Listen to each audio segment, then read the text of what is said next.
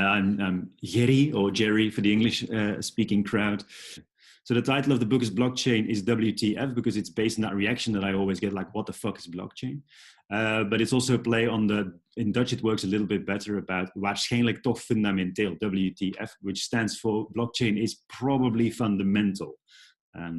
It's going to change, it has the opportunity to change a lot of things on a fundamental way, but probably is there because, you know, there's been a lot of promises in the world, and it doesn't always happen the way that you want it to happen, basically. So that's why the cynicism or the realism comes in as well.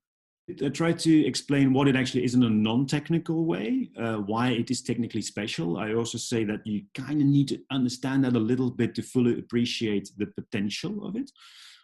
But once we've explained that, you can move on. And then I try to explain what it is on these three levels. Blockchain 1.0 is about, blockchain's pretty good at doing financial transactions in a relatively cheap, relatively quick, secure, immutable way. And there's lots of use cases for that. That's why banks are interested, etc., etc. And it's important to understand that because it comes back in blockchain 3.0. So blockchain 1.0 is, it's good at sending money around. Blockchain 2.0 is more that idea of smart contracts, and that you can actually start building blockchain-based applications around. So it's more about, blockchain is good at running applications that do stuff, transactions in an immutable way, about validations, explain about lots of use cases and a variety of industries where it has potential or where they're experimenting with. So it becomes more pragmatic.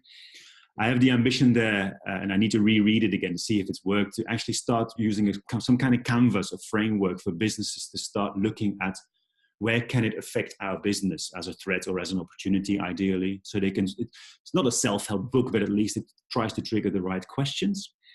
And then my point is then, like, that's blockchain 2.0 is extremely valuable to optimize businesses, but it's still optimization of an existing value flow. And 3.0 is this promise, the things that we've been talking about, of redesigning the value flow, where the added value is rewarded in different kind of ways. The things about peer-to-peer economy, the things about these new governance models, the things about new ways of working together in a non-trusted kind of way, but still add value and know that you'll be rewarded X, Y, and Z for it.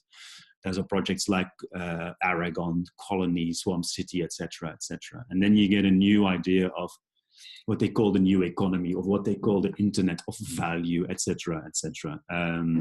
So it takes you through these different layers of the onion